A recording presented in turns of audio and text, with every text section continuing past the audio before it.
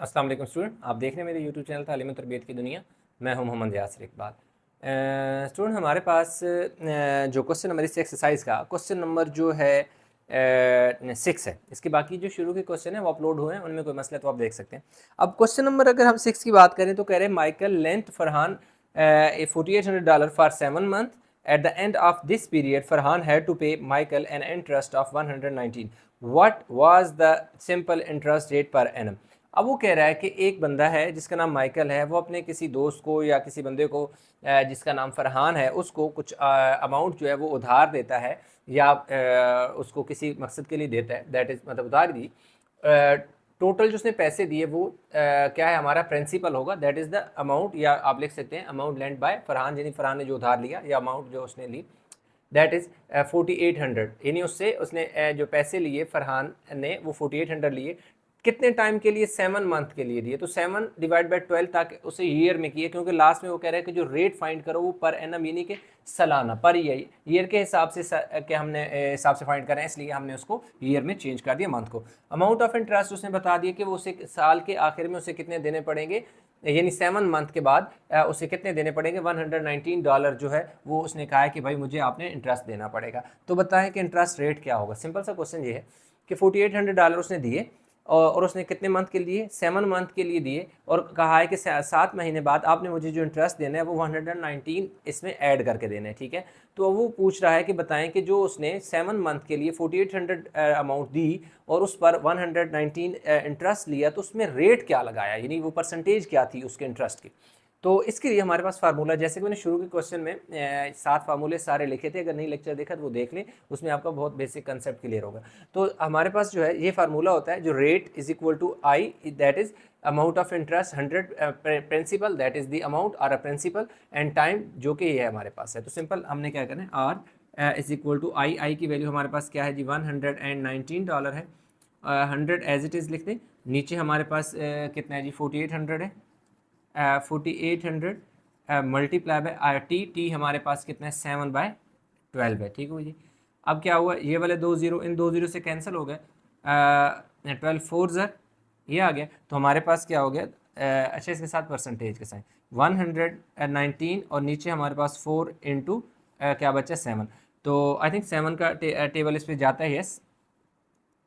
7 1 ज़र 7, 4 इधर आ गए तो 49 हो गया, 7 7 ज़र 49।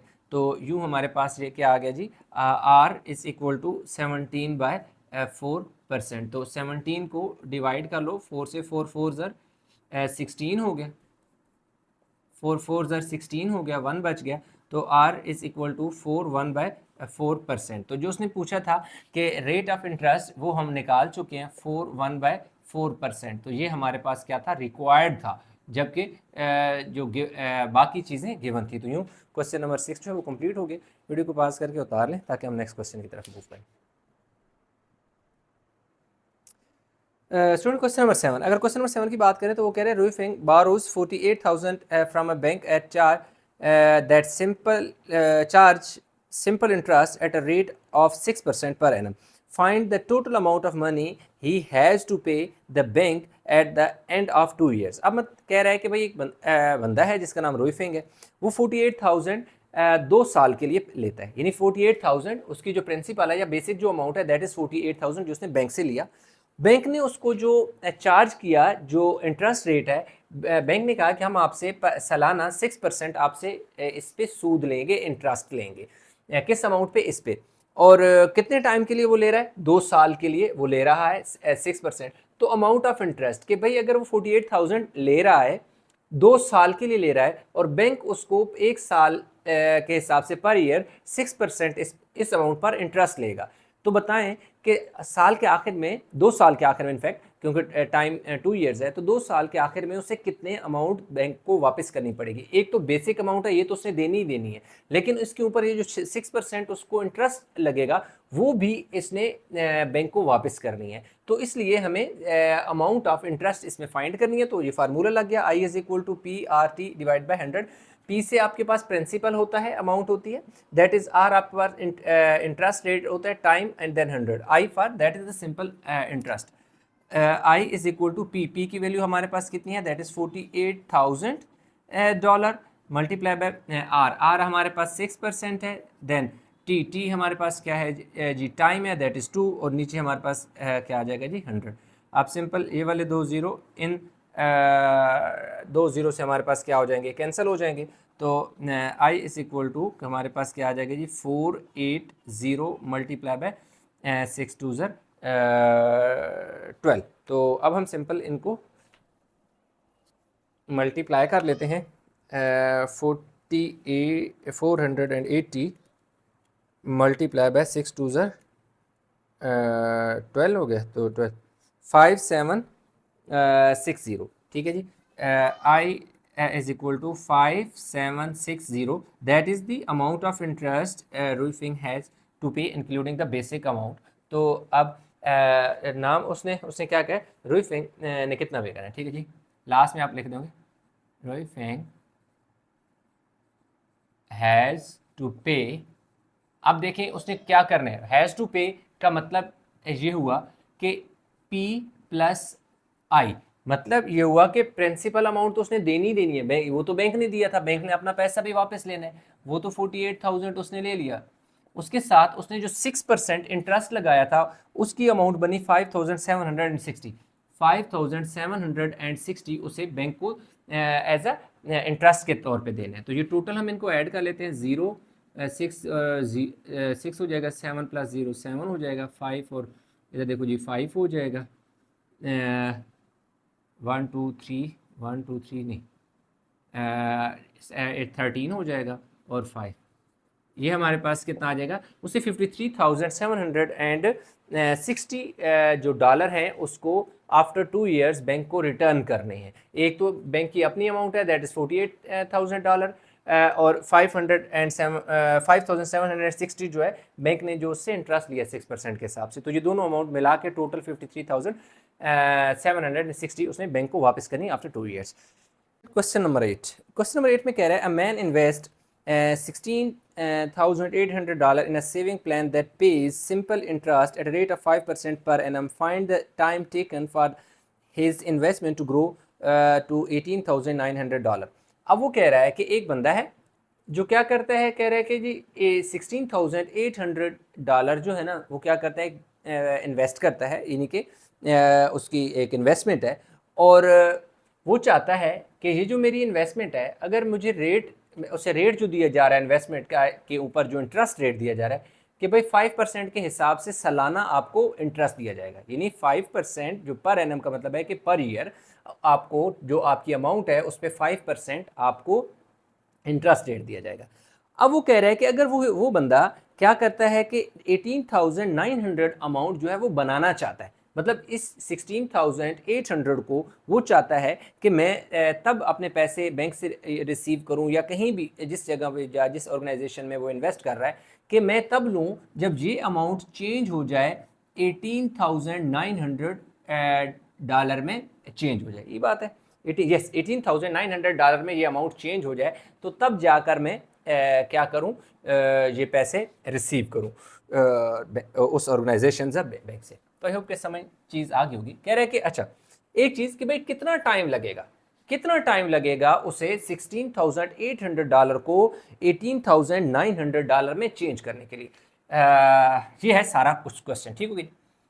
ये हमारे पास आ गया जी।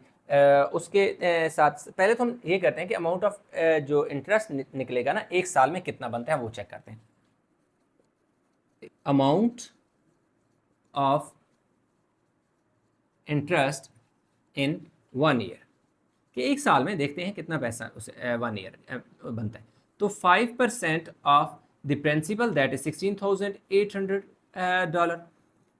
तो जब भी किसी वैल्यू की परसेंटेज निकालनी होती है तो यही इसी तरह करते होते हैं, 5% ऑफ दिस, यानी आप कहीं शॉप पे जाते हो, आपने क्या किया, कोई जैसे सपोज मैंने ये शर्ट लेनी है, मैं गया शॉप पे गया, जब मैंने देखा कि फर्ज करो कि वो कह रहे हैं कि जी 8% इस पर डिस्काउंट लगा हुआ है, ठीक है, तो मैंने देखा कि टोटल अमाउंट इस शर्ट की कितनी है, सपोज के 8% ऑफ 4,500, ठीक है, 8% ऑफ 45, तो इधर 8% के साइन ऑफ 4,500, तो उसको मैं सिंप्लीफाई करूँगा तो मेरे पास आ जाएगा कि इतना डिस्काउंट है और मैं उस हिसाब से शर्ट का अमाउंट मुझे पता चल जाएगी। तो क्या हो गया 5, जिस नंबर के साथ परसेंटेज होता है उसके नीचे 100, ऑफ का मतलब मल्टीप्लाई 16 8 ऐसे ही आ जाएगा। इन दो जीरो को इन दो जीरो से कैंसिल करें, 5 इंटू 168, तो यूँ हमारे पास जो अमाउंट ऑफ इंटरेस्ट आ रही है 168 मल्टीप्लाई बाय 5, 840। 840 क्या है, ये वो अमाउंट है जो बैंक उसे देगा एक साल बाद इस अमाउंट पर, ठीक है। तो अब वो चाहता क्या है कि अमाउंट ऑफ इंटरेस्ट नीडेड। अब देखो रिक्वायर्ड अमाउंट ऑफ इंटरेस्ट हम यूँ लिख सकते हैं, रिक्वायर्ड अमाउंट ऑफ इंटरेस्ट।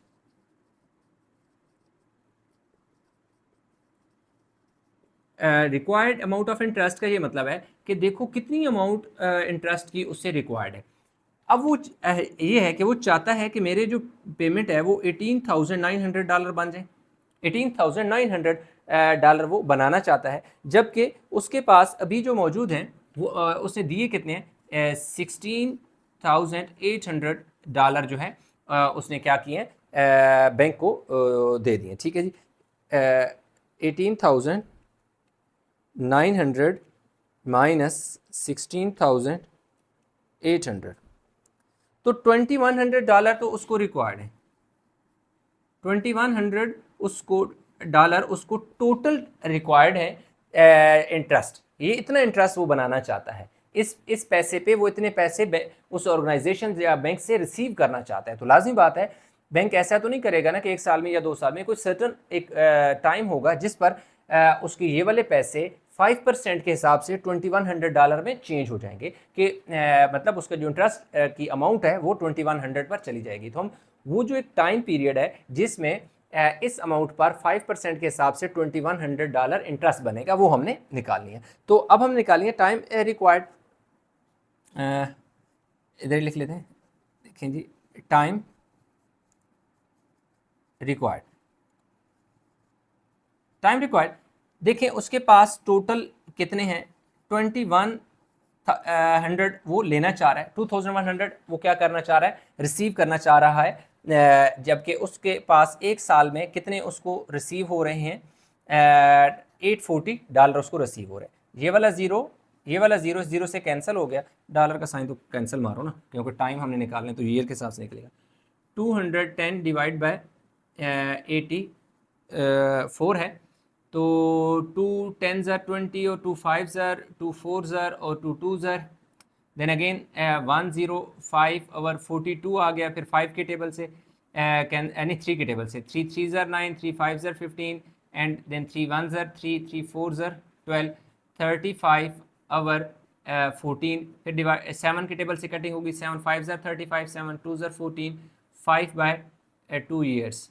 अब जब 5 बाय 2 ईयर्स को हमने अगर डिवाइड करके लिख लेते हैं, यानी 5 को 2 पे डिवाइड करें, 2 2 ज़र 4 1, तो अब जो टाइम रिक्वायर्ड था होगा टाइम